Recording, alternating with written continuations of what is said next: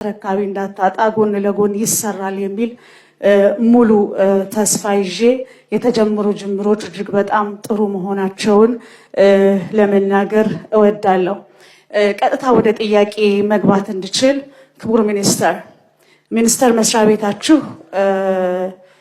ያሉ ችግሮችን ለመፍታት አንዱ መንገድ አንዱ መፍትሄ ብሎ የወሰደው ጥቂት ተማሪዎችን መርጦ በአዳሪ ትምህርት ቤት ውስጥ እያቀፉ የተሻለ ጥራትን መሰረት ያደረገ ለውጥ ለማምጣት እየሰራ መሆኑ የሚበረታታና በስፋት መሰራት ያለበት መሆኑን አምንበታለሁ።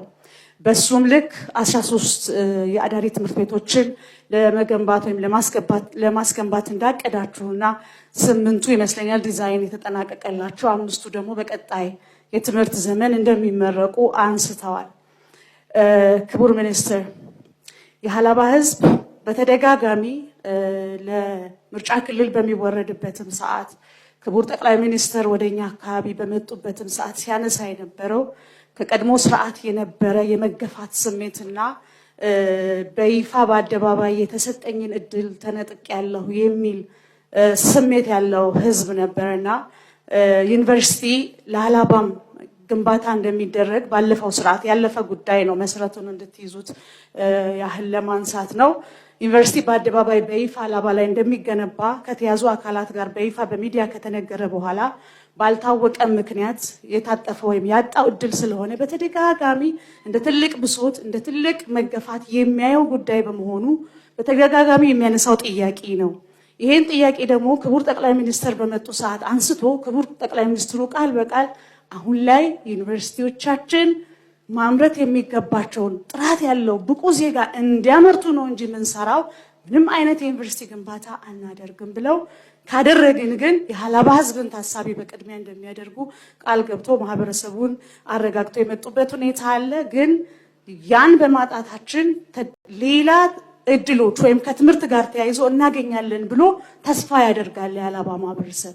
የአዳሪ ትምህርት ቤትም የሚያገኝ መስሎት ነበረ፣ ግን እድሉ ላይ ሊካተት አልቻለም። ቢሆንም የሀላባ ማህበረሰብ ልማትን አስመልክቶ ክልልን የማይጠብቅ ፌዴራልን የማይጠብቅ የራሱን አስፋልት የራሱን ሆስፒታል በራሱ አቅም ያስገነባ አሁንም በ2000 ካሬ ላይ የራሱን ዞን አስተዳደር ህንፃ እያስገነባ ያለ ኢንተርናሽናል ስቴዲየም ለማስገንባት በአመራሩ ቁርጠኝነትና በህዝቡ ቁርጠኝነት እየተሰራ ያለ የጠቅላይ ሚኒስትራችንን ኢኒሺዬቲቭ በመከተል መንግስትን ከመጠበቅ የመንግስት አቅም እየተመናመነ በመጣበት ሰዓት ራሱን እያጎለበተ እያደረጀ ያለ ማህበረሰብ ነው። ለሌላውም ተሞክሮ የሚሆን ነው ብዬ ወስዳለሁ። በዚህ ላይ ትምህርትን አስመልክቶ ቡራትቾ የአዳሪ ትምህርት ቤት በማለት ራሱ የአዳሪ ትምህርት ቤት ራሱ የጀመረ ማህበረሰብ ነው የሀላባ ማህበረሰብ። ይሄ ቡራትቾ የአዳሪ ትምህርት ቤት 2 ጊዜ 12ኛ ክፍል አስፈትኗል። በመጀመሪያው ዙር 98% አሳልፏል። በሁለተኛው ዙር 100% አሳልፏል። ይሄ ደግሞ ሪፎርሙን ተከትሎ ትልቅ እገዛ እያደረገ መሆኑን ያሳያል። ስለዚህ ክቡር ሚኒስተር፣ የሀላባ ህዝብ በራሱ ይሄን ያህል ከሄደ ምን ድጋፍ ልታደርጉልን ትችላላችሁ?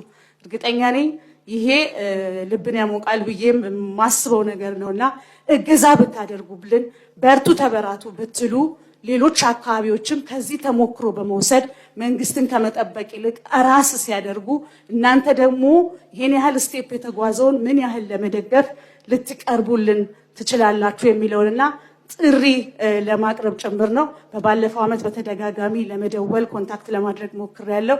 እድለኛ አልነበርኩም መሰለኝ፣ ማግኘት አልቻልኩም። አሁን ግን ፊት ለፊት ስላገኘሁት ክቡር ሚኒስተር እባክዎትን ያበረታቱን። በህዝብ ስም ጥያቄ ያቀርባለሁ። አመሰግናለሁ።